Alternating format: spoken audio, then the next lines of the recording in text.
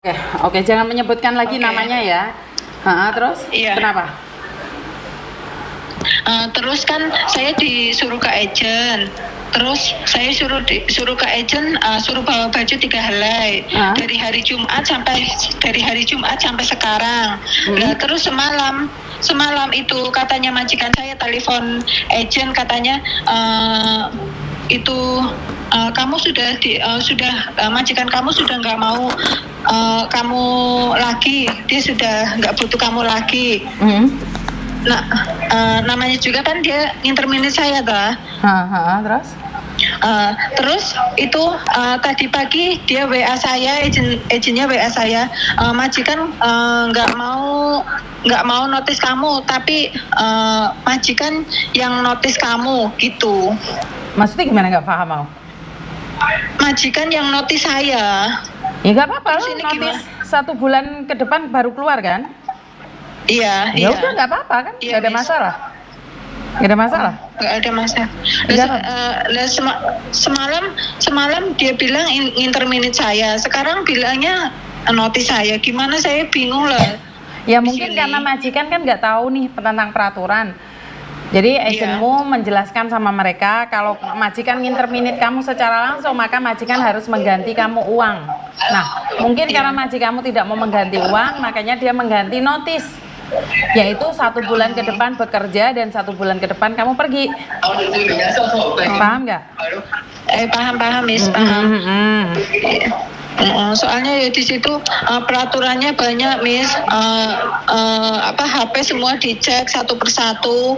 Terus ini dia bilang apa, ini dia bilang apa. Terus nomor WA saya, nomor WA teman saya dihapus sama majikan saya. Itu Nggak sebenarnya terlalu lancang kalau sampai majikan menghapus nomormu. Tapi kamu dikerja di situ sudah berapa lama nih? Baru 1 bulan, Miss. Kamu ek atau bukan? Bukan. Lah, Saya dulu di interminate 7 bulan, terus dia ngambil saya. Nah, terus saya sudah bilang saya bahasa Kantonis separoh, bahasa Inggris saya separoh, tapi dia nggak mau. Dia maunya seperti saya sudah puluhan tahun gitu. Dia maunya bahasanya. Saya dari awal, dari job pertama saya ngambil kan saya sudah bilang, dia katanya oke. Terus saya sudah sampai di rumah majikan, dia katanya saya maunya kamu bahasa harus benar-benar bisa. Dia tekan saya, Miss. ya kalau kamu nggak mampu dan majikan nginterminate kamu, ya udah kan itu sudah bagus toh. Ya nggak ada masalah. Yang penting dia memenuhi hak dan kewajibannya gitu aja.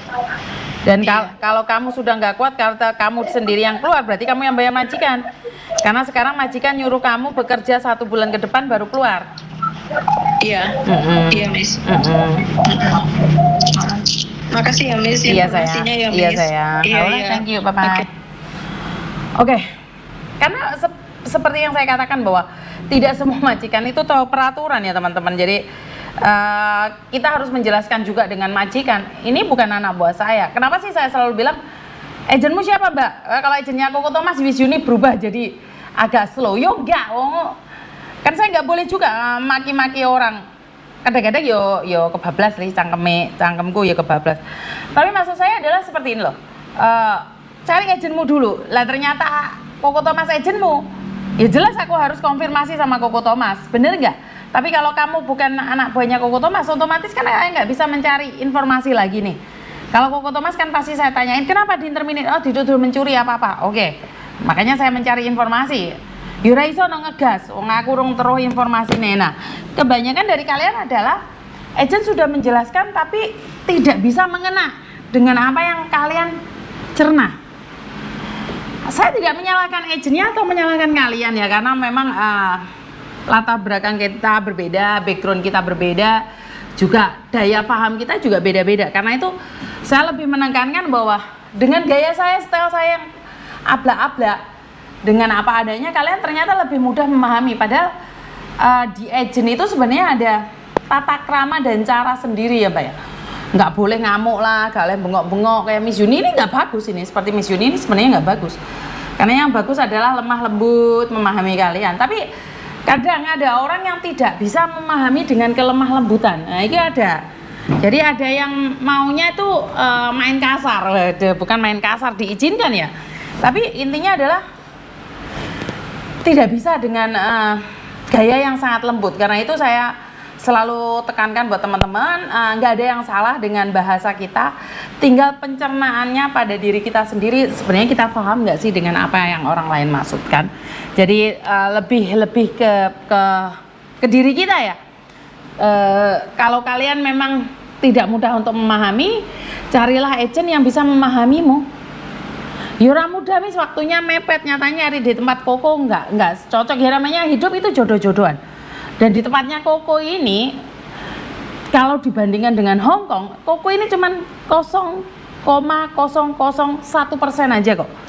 Di Hong Kong ini ada 150.000 pekerja migran. Jadi yang daftar di Koko cuman berapa sih? Paling banyak ya 10. Nggak lebih dari itu, bener nggak? Karena itu saya selalu mengatakan sama Koko Thomas, coba lakukan yang terbaik, spend time, buang sedikit waktu untuk menjelaskan sama majikan biar majikan tuh paham bahwa kalian itu tidak paham aturan. Jangan mentang-mentang kalian orang Hong Kong dan kalian tahu aturan, enggak ya Mbak ya. Sebenarnya tidak seperti itu konteksnya. Jadi tidak semua majikan Hong Kong itu paham peraturan. Karena itu jangankan orang luar ya, keluarga saya sendiri itu ngomong katanya, lah pembantumu enak cuman kayak gini aja. Terus ketambahan lagi salah satu keluarga yang sakit, terus aku bilang, ini dalam kontrak nggak ada loh, dia cuman jaga 1 orang aja, kenapa harus tambah 2 orang? Dan mereka bilang, weh,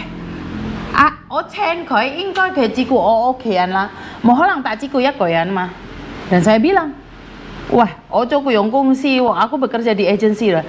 Dan kamu sebagai keluargaku tak jelasin kamu nggak mau. Jangan salahkan saya jika kalian dapat laporan dari pembantu. Jadi keluarga saya sendiri aja nggak paham. Begitu juga dengan orang-orang di luar sana, Mbak. Jadi jangan kalian berpikir bahwa orang-orang di luar sana itu paham tentang peraturan. Tentang libur juga, bahwa kalian tidak boleh bekerja. Itu banyak majikan yang nggak paham. Kalau saya sendiri menjelaskan pada pembantu saya, pada mbak saya, nggak boleh bekerja, tapi dia pingin tetap bekerja, ya itu urusan dia.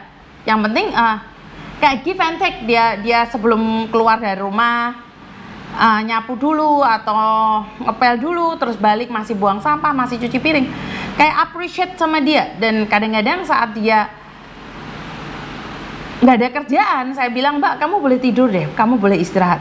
Ya give and take Mbak, karena saya merasa bahwa Sina kayak itu hayan ya, oke pongketo mah pongketo, hoi coketo mah coketo, bener nggak sih?